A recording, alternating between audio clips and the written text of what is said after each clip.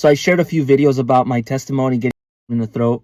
So people keep asking me questions about it, like to maybe go a little bit more in detail.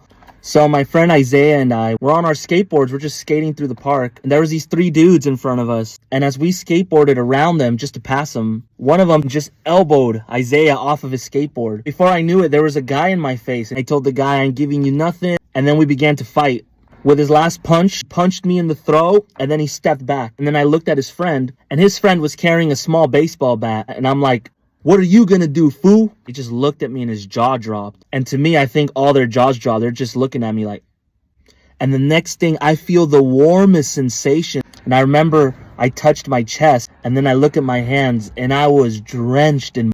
And then the guy I was fighting with, he just yells out, "You better call the cops or that fool's gonna die." They grabbed their stuff and they ran off into the park. I just remember looking down and I was full of blood.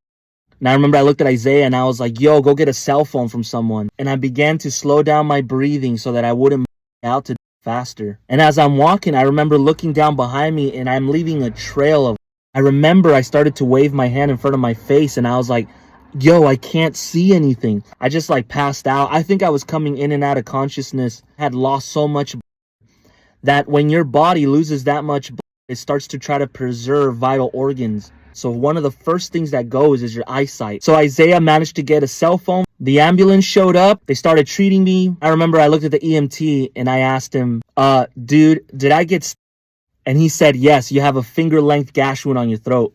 Here's the finger-length gash wound. I don't know if you can see that. That's a scar right there. In the ambulance, I'm saying, "Don't die, don't die." I knew that if I were to, I would be spending an eternity away from God. I knew that I did not know Jesus. Even though I was 16 years old, they were able to stop the blood. But we get to the hospital. I'm laying on this table, and all of a sudden, blood just starts gushing out of my throat out of nowhere. And I remember this lady turns around and she sees me and she goes, "Oh my God."